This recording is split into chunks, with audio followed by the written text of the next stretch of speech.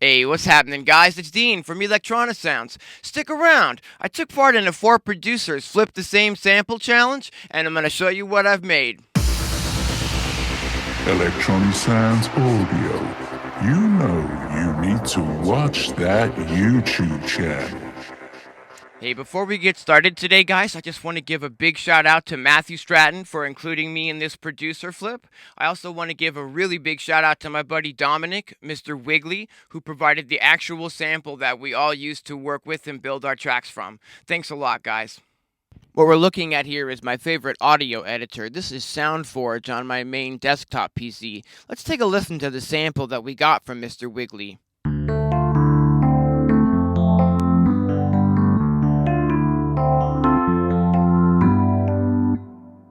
All right, this is like an awesome Rhodes type of sample at 128 BPM in the key of D minor.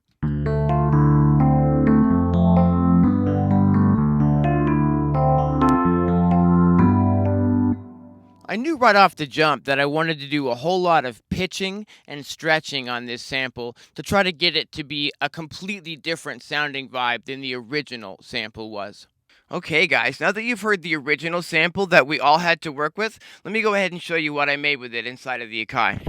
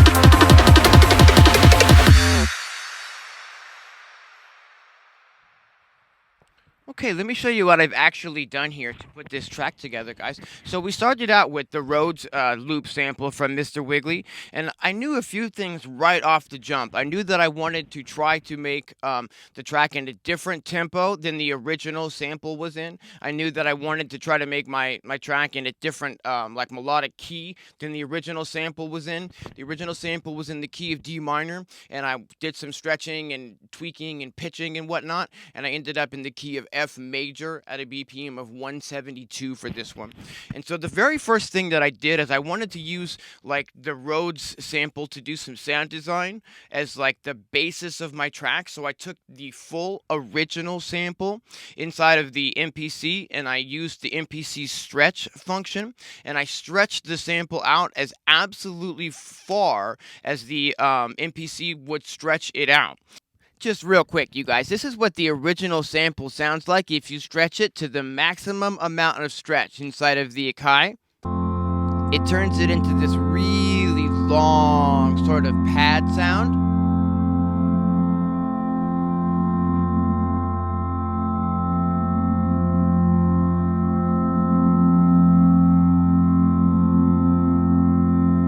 So this was the very first thing I did, is I stretched this out to its maximum amount and then started working with it in this form. At that point, I trimmed into the sample and found a part like where it started, where it sounded pleasing. Okay, and that's I'm gonna explain it as I go here. This sort of pad here, and what I did was I went into the modulation section on this program, and I told it that depending on how hard I hit the velocity of this pad, it should vary the start point of the sample, and it should vary the filter cutoff of the sample. So depending on how hard I hit the velocity of this pad, I can get a really interesting sort of like melodic pattern happening.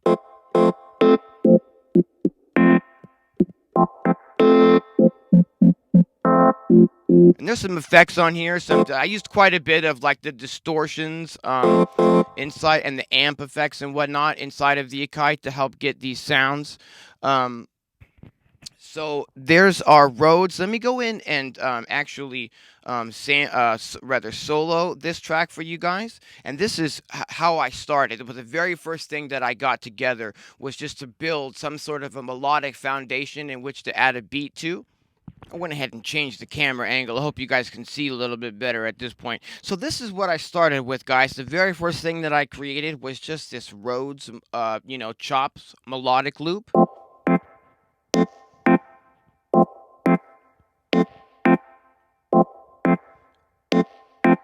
And so just by varying the velocity of this, if we go in here into the velocity section, we can see that each hit is kind of hitting at a different velocity. Therefore, it's, starting at a different start point inside, chopping into the sample at a different start point each time and adjusting the filter cutoff a little bit differently each time, giving us that, melodic movement in the track. The next thing I did was I wanted to add some drums, and I wanted to use a whole bunch of the, features that are available to me using the Akai and using the tools that I've got in, my studio here. So I went to the Splice website. I've got an account with Splice, and I've got it all set up to wirelessly sync to my MPC Live here. And I found a drum and bass drum loop that I was able to cut the drums out of. So if we go over to the next track, we'll have some kick and snare samples that I'll show you here. We've got two different versions of the kick drum. We've got one that's a little bit tighter. There's the snare, so I've got... And then on the pads next to it, we've got a little bit more open version of both of those sounds.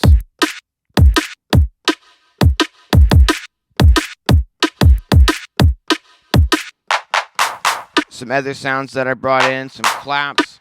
Another variation on the snare. I think it's tuned a little bit differently than this one. You know what I mean? I wanted to do some pitched snare rolls as well, and I'm a really big fan of just kind of copying the samples to a different pad and then adjusting the tuning on those to get them to do what you need. So when I, wanted to do some snare fills, I went ahead and copied the snare 8 times and did 8 different tunings and 8 different volumes. So really easily I can program in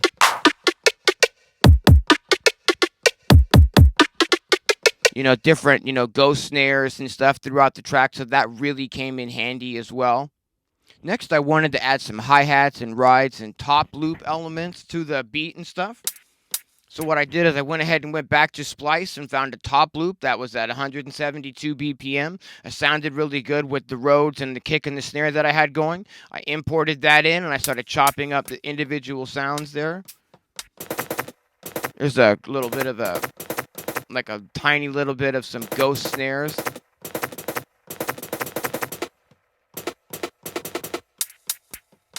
So everything that's on this track here is very gently side-chained to the kick and the snare drum, so that every time the kick drum hits and the snare drums hit, it ducks the sound of these just ever so slightly. I used the Mother Ducker to do that. Let's go over to track 4. And this is an awesome one. This is the sub bass that I used. And this is actually what I used for the sub bass was an original sample that I sourced online for free of an original Akai S950 sine wave, which apparently was used quite a bit back in the day as like a bass for like 90s jungle music and some old hip hop tracks and stuff. And I really like the tone that I was able to get from that. Let me see if I can go to the. If you can't hear that, put your headphones on.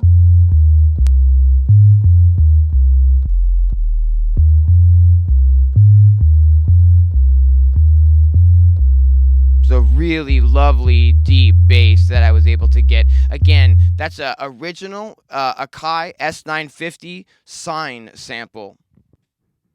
I think the beauty part about working with a box like the AKAI MPC Live, guys, is that it's just a sampler, and that I can sample anything from my studio into this, or I can download stuff from the internet, or I can wirelessly import stuff from my Splice account to this. So it's super, super convenient to just, get sound sources from all over the place. I knew that I wanted to be, super creative and to get, my sounds sourced from as many different places as possible. Let's move on to the next track here, and I've got like a drum fill. I found this on Splice as well by just searching for a drum loop at 172, drum fill rather, at 172 BPM, and it sounds like this. Pretty cool little drum fill, and I've got some reverb and delay and whatnot from the built-in AKAI effects on there as well.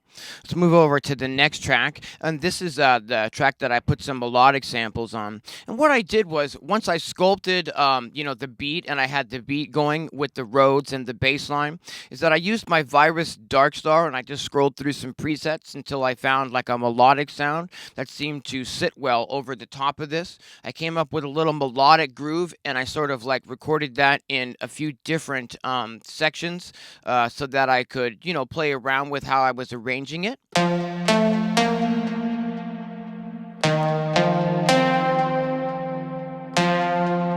So by, spreading it out on different pads like this,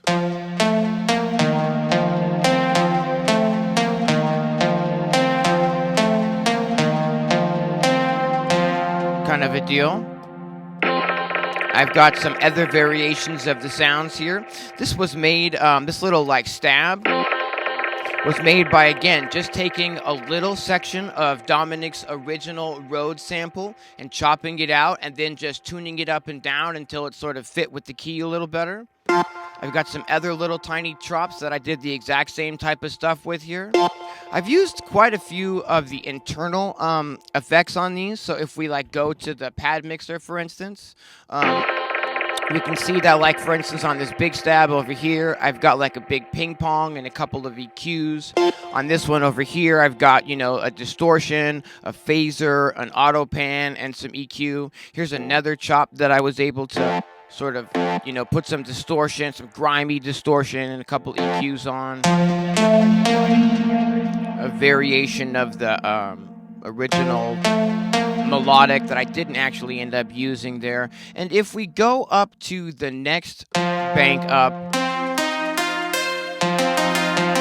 I went ahead and took this single chop here, just the one note, and then put it on these pads here and changed the pitch for each of these, and that was what I was able to use to create the second melodic line in the track from the same sound as the first melodic line was from. Again, just having a one shot, means you can do exactly that sort of thing. You don't even need to turn it into, 12 samples or anything like that. You can just put the sample on whatever pads you want it on and then tune them, however you want them to be tuned.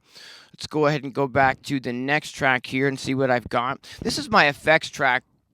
And so it's going to have like down filters and risers and crash cymbals and impacts and stuff. This is like the go-to stuff that I use to help with the ebb and flow of the music that I'm creating.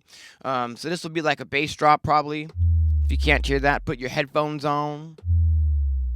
Just kind of like to get that low frequency, kind of, push on the drops and whatnot. Kind of like a crash impact sound, another noise crash impact sound, crash cymbal. My go-to down filter that I use in pretty much everything because it always works to really accent those drops and stuff. That's a crash cymbal. Oh, and some risers. The risers The risers I actually made using the Silent VST inside of Ableton. And then I just imported those over. And let's see what we've got on the next track here. Let's go up to some of my other sequences that feature these other tracks. So I knew at some point that I wanted to have a little bit more like traditional drum and bass sample breaks coming in to complement the programmed beats, because all the drums I just programmed by hand except for these little breaks that I'll show you. And I just use these in like one section of the track to kind of, to kind of build up the beat a little bit. Not really much here, just that and a little chop of it. Kind of fun stuff. And let's see here. Another thing that I knew that I wanted to try to accomplish was to use the original sample from Mr. Wiggly and load it into Serum VST instrument, and then try to create like brand new sounds from kind of like dissecting that, and that sample and breaking it down into a wavetable, which I will show in a little bit more detail a little bit later on in this video. And this is the result of that. I was able to create these crazy, like wubbing, dubsteppy, drum and bassy kind of like bass sounds using a wavetable that I created in Serum VST using the original sample that was provided. So again, these are actually created using the original sample and turning it into like this tiny little microscopic brand new wavetable. I did the same thing with these chops over here. And I'll show you a little bit more detail about how I created this in just a minute. But these again are made using Serum.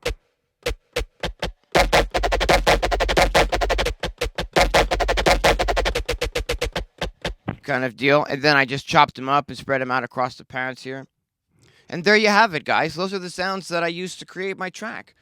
Okay, guys, I don't want to turn this into a Serum tutorial, but I just want to show you a few of the things that I've done here using Serum. First off, I created this little wavetable over here by importing Dominic's original sample into Serum. And then I chose 2 frames of that sample that sounded really good to my ears, and I just blend those frames together so that I can use this wavetable position knob here inside of Serum to sort of change the way that the waveform is looking and sounding inside of Serum. And I did a whole lot of modulation in this patch to create this really interesting and super frenetic sound. You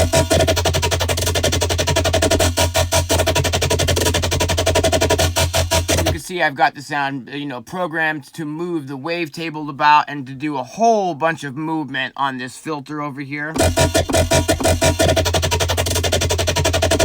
So I basically just recorded this out at our BPM of 172, and then I chopped this up inside of the AKAI.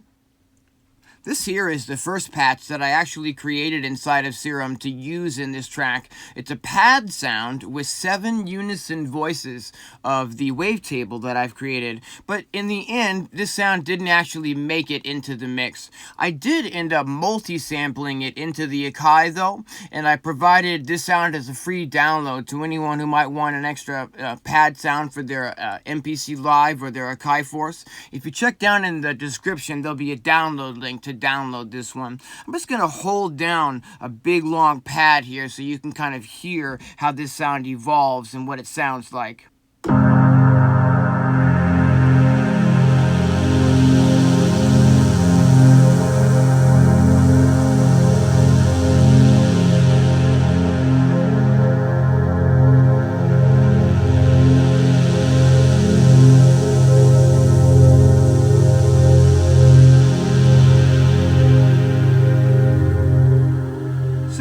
There's quite a bit of movement and quite a bit of modulation on the sound. In the patch that I sampled into the AKAI, there's no loop points or anything. It just holds down the sound for quite a long time. And it's a very large download. It's like 180 megs, I think, because I sampled every single note and didn't skip any. So if you're looking for a really big free pad sound to download, check down there in the description. And I wanted to add sort of a mid bass on top of our S950 sine bass, and I created this sound which has quite a bit of movement to it, and I chopped this up inside of the AKAI to get more of a bass rhythm as well. Check this out, guys.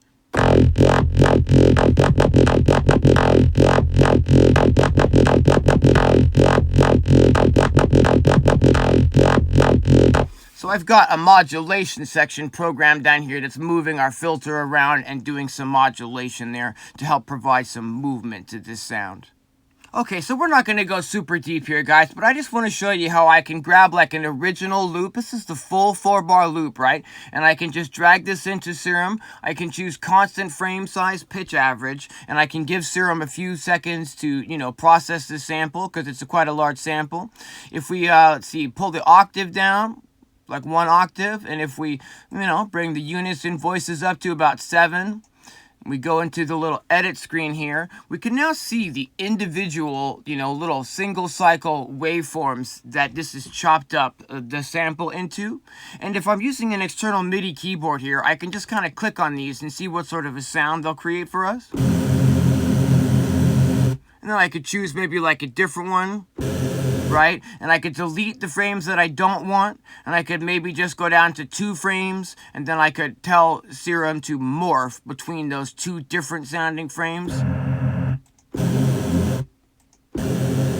Just one of the super fun things that you can do with Serum.